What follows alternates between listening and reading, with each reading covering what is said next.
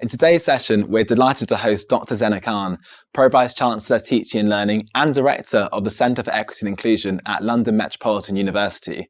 Now, there's so much we could cover here today, but after Zainab gives an intro to herself and the work she leads, we're going to focus the conversation around three interrelated topics. Firstly, how the current economic climate is affecting universities and what this means for EDI leaders looking to progress change. Then, we'll be looking at the part that regulatory bodies play in helping to advance racial equity on campuses, before finally deep diving into EDI work and sponsorship and accountability from the very top. Thanks so much for joining us. We're really excited to have you here today. Would you mind giving our viewers an introduction to yourself and the work you do leading the Centre for Equity and Inclusion at London Met? Well, thanks so much for having me again, Chris. Huge honour to feature as part of this series. I've really followed quite keenly all the different experts that you've had on, and I'm learning a lot from the series, so thanks for having me. I am the Pro-Vice Chancellor for Learning and Teaching and also the Director for the Centre for Equity and Inclusion at London Met. And in that role, I look after everything from the Access and Participation Plan, delivering inclusivity for students and staff. I lead our education strategies and also staff development at the university. Awesome. I guess we touched on this, I appreciate, last time you joined us for the interview in a virtual setting, but give us a brief introduction to, I guess, what brought you to this world? How come you're here doing this work, this meaningful work at London Met? I think I would still describe it as an accident. Yeah. So starting off a career in academia, I anticipated that I'd go down the traditional research route, but I was confronted by really shocking data because at the time I was a course leader. So at the end of every annual cycle of exams, we'd look at student performance. And immediately I was struck by the differentials between the types of students that were going for reassessment, students that were failing. And you could just see from surnames and just from their various codings that there was something really quite amiss in terms of our provision. I was introduced by colleagues to this world of institutional racism and how it manifests for staff. So beginning that journey really was an eye-opener for me, and that's determined a lot of my activity in my career. Great, well, Zainab, so first question, in terms of the current economic and social climate, I guess pressures in particular that we're experiencing, I guess as a country, but also within universities, could you first talk us through what impact you're seeing at the moment around social pressures with your students and staff at London Met? Okay, well, if I could begin with mental health. Before the pandemic, we were already seeing an increase in the numbers of students seeking mental health support. That has only gotten worse as a result of the pandemic. And so we're seeing the levels of demand for student mental health outpace our ability to supply timely support. And we're working really hard at the institution to reduce waiting times, but also we're working on the inclusivity of that mental health provision. So making sure that we're working with practitioners who have experience of LGBTQ mental health, experience and understanding of mental health for Black and minoritized students. But it is a very challenging time in that regard. We've got to look again at what the curriculum can do and the role of curriculum in mental wellbeing, particularly for new learners at institutions. And the second thing is around cost of living. Everyone is currently experiencing and looking again at their personal finances, but for students, this manifests in all sorts of different barriers. So if we're thinking just about the London student, for instance, and the London Met student, our students often come from the most economically deprived backgrounds anyway. So I often get frustrated when you hear parts of the sector respond to issues of cost of living with the suggestion that if we improve students' financial literacy, that somehow will alleviate them out of poverty, when the reality is that our students have been managing their budgets for years. They're expert at managing their households, but there just isn't enough money to cover basic necessities. And our hardship fund team are reporting that students are increasingly after support for help with bills and food.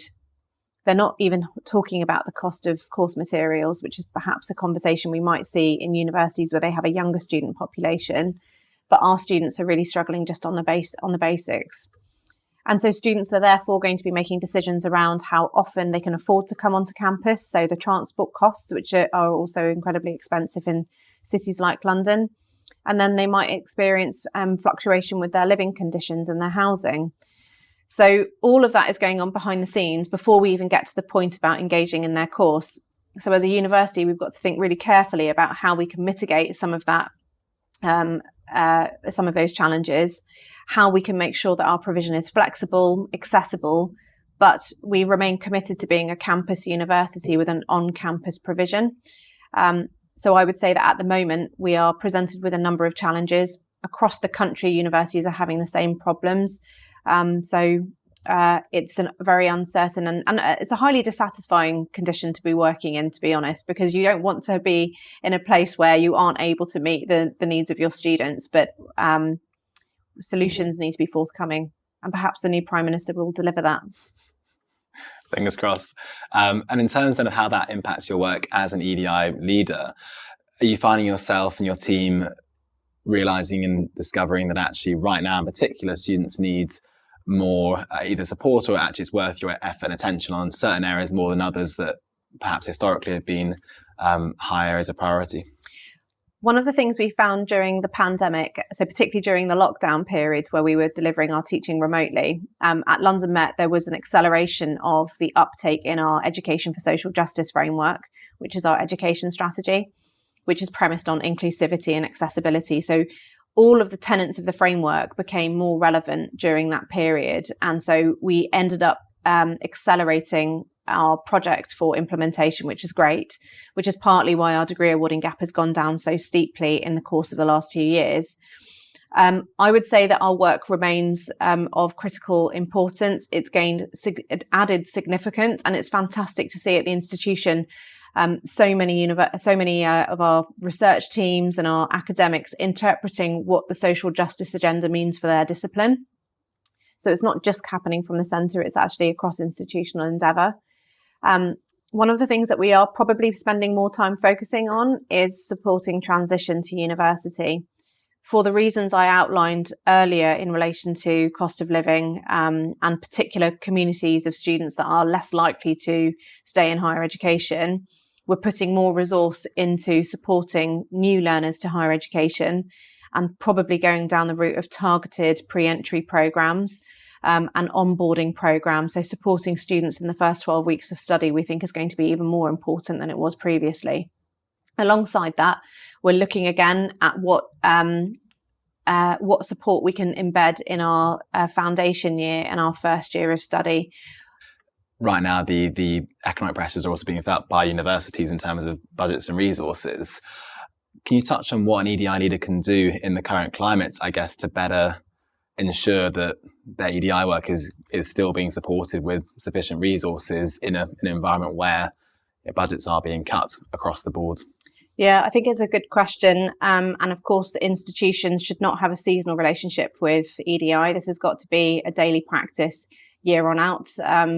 And I think that where universities may see this and consider it as some sort of journey with a definite destination, that's perhaps not the approach that I would suggest, which is this requires constant evaluation, investment, and it's a practice both on a personal and institutional level. Certain things that will help where we are faced with a limited financial resource is embedding EDI. EDI is everyone's responsibility. And at London Met, all of our departments, including our behind the scenes departments like our estates team, our finance team, all of them have understood and interpreted how they can support this agenda. Beyond that, I think that it's likely to be the case, and of course it should be the case, particularly for those of us that are working in publicly funded institutions, that we have defensible EDI activity taking place. And by that, I mean activities which stand up to the scrutiny of the data interrogation. We're seeking student feedback on how they're receiving and finding the different interventions that might be in play. So we have to make sure that we've got activities which work, which are founded on a rationale of lived experience and research. I sympathise with colleagues elsewhere in the sector where they are in that chicken and egg scenario of not having enough resource, then spending time seeking budget rather than actually progressing the work. That being said, even though we do have real commitment for this agenda at London Met, it's still incumbent upon those of us that are using the resourcing to make sure that we're using and demonstrating impact of it. So I've done lots of things over the last couple of years to try and mount the pressure on my team and on the centre to make sure that we're really delivering results. And sometimes the results can take quite a long time to bear fruit. So then it's a case of explaining and justifying approaches that are taken. Because our work is holistic in nature, so because we're looking at staff and student inclusion side by side, I think that it helps tell the story and justify the work, because it supports and paying dividends in both our staff's satisfaction rates, talent attraction for future staff that might want to come and work at the university, alongside, of course, improving student metrics around continuation and degree awarding gap. In conclusion, this comes back down to the fundamental question of understanding what we're really doing with cross-institutional EDI work. It's more than seeing shiny projects as standalone or bolt-on. But if we see this as improving the overall performance of the institution, that certainly helps, or has helped me in advocating for the resource that I need. Wonderful, thank you. I know we're going to touch on shortly around the idea of kind of metrics and accountability that relates to this definitely too. So the next question is around the lack of regulatory pressure to deliver racial equality and in particular a diverse workforce. What could be, to your mind, a good consequence to hold universities to account against that would come not from within, but from the actual regulator and the sector more broadly? Well, if we just focus on the degree awarding gap, which measures the difference between 2-1s and first class degrees awarded to white students compared with their black and ethnic minority counterparts, this has been on the agenda for some time now, and it's great to see so many universities are taking real action to close the gap. And yet the gap itself doesn't feature in the TEF, which is the Teaching Excellence Framework. Now, if universities were directed to specifically close the gap, then it would result in a whole machinery being pivoted towards focusing on that priority. Many universities have put the degree awarding gap as a KPI, which helps with that internal governance process. But I think having that external pressure really helps. Yep. And there's been some fantastic work done by Universities UK, the QAA also in terms of degree awarding gap approaches. And the reason why I think that would be particularly helpful if we had additional external pressure is because all of the research and all of the best practice from institutions that have been doing this work for years shows that you can't close the gap unless you diversify the workforce, unless you have accountability metrics, unless you have an inclusive curriculum, unless students act as partners in what and how they are taught. So all of that holistic practice becomes necessity. So that's why I think it would be a particularly useful intervention. But sadly, I think it's highly unlikely to happen. I guess a related question then is, to what extent do you think the void left by the regulator in terms of metrics or things to which universities are held to account, to what extent do you think tools like the Race Equality Charter act as a substitute that are an externally, in this case, accredited thing, for want of a better word, that actually in some way replace or at least cover part of the gap left there by the regulator? Yeah, I think the evidence speaks for itself. The Race Equality Charter has had a nothing but a positive impact for the institutions that have gone down that path. I think that it requires a lot of additional commitment, and the right environment needs to be there before institutions embark upon the process, because it's very time consuming, it's very resource intensive, and requires significant commitment from at least your HR department, your planning and insights teams, because there's lots of data involved. Now, I think the REC on its own helps at the very least to cast light on where your gaps are in your provision, your gaps in your student experience, but also in terms of your academic and professional pipelines. And that will then result in an action plan. And I think that can be really useful for institutions that might be at a slightly earlier point in their journey in terms of understanding what institutional discrimination and systemic exclusion looks like. But I also think that, and this is anecdotally, you often, and I often hear about institutions that have not properly resourced the REC work. So it falls on the shoulders of 1 or 2 Black members of staff that are having to lead the accreditation activity. So in of itself can then become an oppressive function. Yeah. So it's got to be done properly, but it can certainly have a benefit. Great. And then related questions, Anna. So currently there's quite a lot of negative I guess, conversations, discourse coming out of government and politics around EDI work, which many of us obviously aren't exactly best pleased about. But how does that, I guess, impact how you approach your work, either on a day-to-day basis or at least within the institution at a senior leadership level, to better navigate the comments and words coming out of government currently? It's what a fascinating time it's been. I think just quite shocking, really, to see this level of misguided scrutiny being applied to independent institutions. At the same time, the government talks about wanting to protect academic freedom, and yet it's also failing to recognise the boundaries between autonomous institutions and their role. I think also it reflects a fundamental lack of understanding around why we do inclusion work, which is also in response to some of the OFS responsibilities to eliminate disparities and outcomes between different student groups. And we were reviewing the former university minister's letter to institutions regarding their continued participation in equalities accreditations. Mm. And one of the staff members, I thought, made a fantastic comment. My colleague said, the letter presumes a really one-dimensional understanding of who the British taxpayer is. And if we look around, we're having this conversation today in Shoreditch. What a diverse part of London, which is such a diverse metropolitan city. Last part we're touching is around the need for buy-in from the very top. So in particular, touching on things like accountability, resourcing and sponsorship from senior leadership. Talk us through then your initial thoughts around the significance of having senior leadership buy-in and what that means for you as an EDI leader. I'm smiling because I know how much that has mattered in the journey at London Met. So I joined about 3 years ago, and the institution at the time had what I would describe as an overwhelming commitment to diversity and inclusion, but we were quite early on in terms of our equity practice, both in terms of what that looks like in the curriculum and our academic provision, but also in terms of where we were in actualising commitment to change the pipeline of both the academic staffing base, but also management at the institution. And we would not have achieved all of the successes that we've had over the last 3 years if it hadn't been for the approach we've taken in terms of the role of leadership and sponsorship, which means that it's not just the role of the sole EDI head to deliver all of these outcomes and priorities, but that every senior member of staff is seen to progress this within their divisions and departments, that there is frequent verbalization of just how appalling discrimination is and how there's an ongoing commitment to address it. We need to have articulate leaders who are able to talk about what the degree awarding gap is and what we're going to do to achieve to tackle it.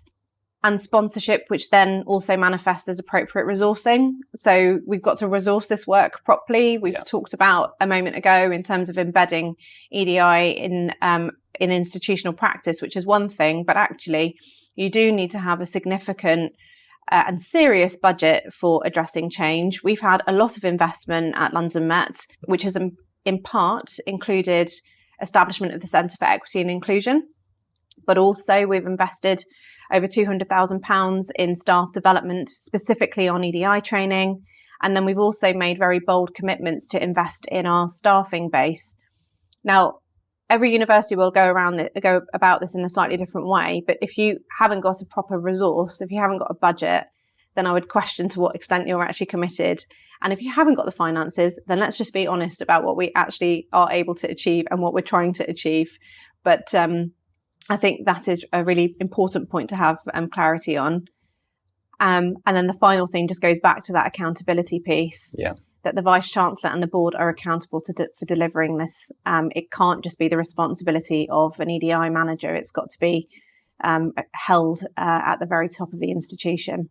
I guess that brings us nicely to a question around appointments of Vice-Chancellors or senior leaders, and to your mind, what things might perhaps be lacking in terms of the selection process to ensure that significant or appropriate weight with enough significance is given to indicators or skills or buy-in to the EDI agenda, basically ensuring that when we appoint new senior leaders, these are people who have the appropriate acumen, skills and commitment to EDI work. What thoughts can you share in terms of how institutions perhaps can better ensure that their top leadership team are actually aligned with the EDI agenda? senior appointments are so important, not just because you're appointing somebody who's going to help drive a very complex organisation, but you're appointing somebody who is then going to set the culture for their particular part of the institution, or in the case of a vice-chancellor, they're creating the culture for the university. So there's a huge amount of significance which then needs to be unpacked through an appropriate recruitment exercise. The problem is that there are so many areas that need to be tested, both in terms of functional skills and knowledge, that EDI is often then reduced to a single question in an interview, which is, what does EDI look like for you? Or, how, what have you done to progress inclusion in the workplace? But it's such a significant area of work because it actually impacts staff satisfaction, student satisfaction, engagement, workplace productivity. It's got to be tested more fully than that single question. And the testing could start earlier on. So one of the things we've done at London Met is to mandate that all candidates complete a diversity statement to reflect on what they have done to advance equity prior to their application. So that's looking beyond just commitment. But then through the recruitment exercise and through the panel discussions, we really ought to be testing these individuals in terms of their capacity for being compassionate leaders, how their values manifest in the way in which they support staff progression, what ideas they have around creating equity as a practice and what they understand by that. Additional challenges, of course, are who is running the selection process. So you predominantly would be looking at the board of governors who would be involved in recruiting senior leaders, and also, of course, executive search partners, which is an industry which I think requires closer scrutiny. There are some brilliant exec search professionals out there who really care about EDI, but there are probably a larger proportion of them who don't fully understand why diverse talent is of benefit. And we see some really unhelpful practices happening at the moment where diverse candidates are approached to apply for senior appointments just as a box ticking exercise. And so everyone, all these stakeholders who are part of the recruitment process for senior leadership have much more to understand about how we test and why we're testing. So why is this important? Wonderful, thank you. And I guess a question around accountability. I know we touched on earlier the notion of having more kind of objective metrics against which to hold leadership teams accountable. I guess one thing we sometimes hear speaking with EDI professionals is that it can be hard to know where to start when it comes to not necessarily the top line awarding gap metric, but perhaps throughout an institution, how you help better set kind of goals, targets that can then be kind of measured against to ensure that different departments, areas, individuals are achieving the progress we want to achieve. Can you share any examples from London Met around where you have introduced new ways of measuring or holding to account different areas of work and diversifying the curriculum, et cetera, that's actually led to a useful data point to measure yourselves against, basically?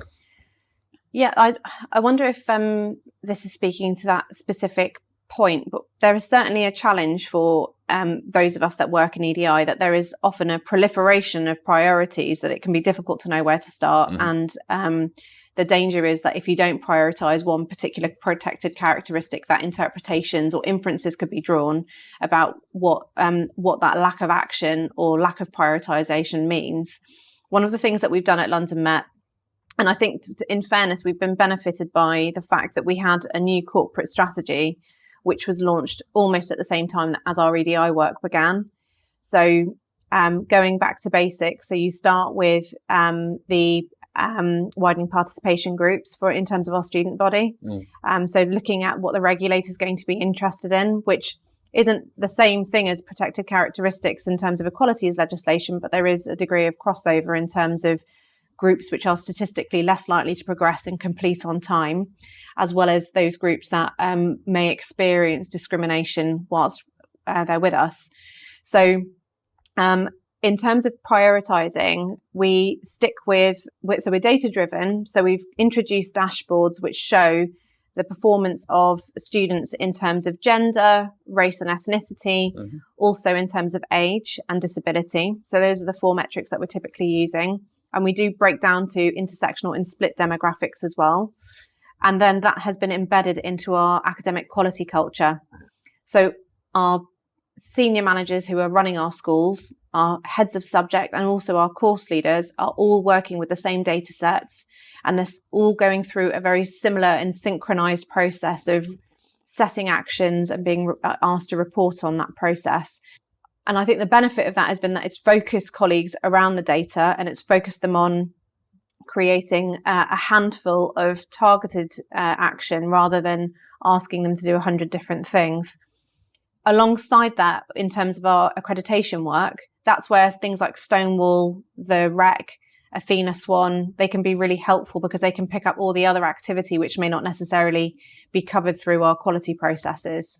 Awesome, Zainab. And before we go, you've had a super impressive and interesting career so far. I'd love to ask, what would you give as a piece of advice or guidance to someone looking to pursue a career in EDI work right now? Gosh, I think EDI work is incredibly fulfilling. I continue to feel incredibly privileged and lucky to do the work that I do, because our careers and our work take up so much of our lives that you might as well spend it doing something that you care about. And it's difficult to feel passionate about certain things, I'm sure, but EDI is something that I really continue to feel strongly about. That being said, it's an incredibly emotionally taxing endeavour, both personally and professionally, particularly if you come from a marginalised group. So there are things that individuals should be thinking about if they're going to do this work. One is recognising the difference between passion for EDI and expertise. So it's incumbent upon all of us to continue the learning. Secondly, get a support network, and a support network both internally within your institution, but externally connect with other people that are doing similar work. It's remarkable to see how much similarity there is in our experiences. And then I think my final point would probably be a reality check to just remind ourselves that we can't do this work forever. There will come a time when it's time to pass the baton over to someone else, just because of that burnout and because of how taxing it is. And I'm really talking about all the seen and unseen challenges that come with doing this work. So just be cognizant of when your expiration date approaches, and provide opportunities for other people to continue the work. Wonderful. Great advice. Thank you again, Zainab, so much for joining us. It's been great having you on for the second time. What an honour. Thanks so much. Thank you.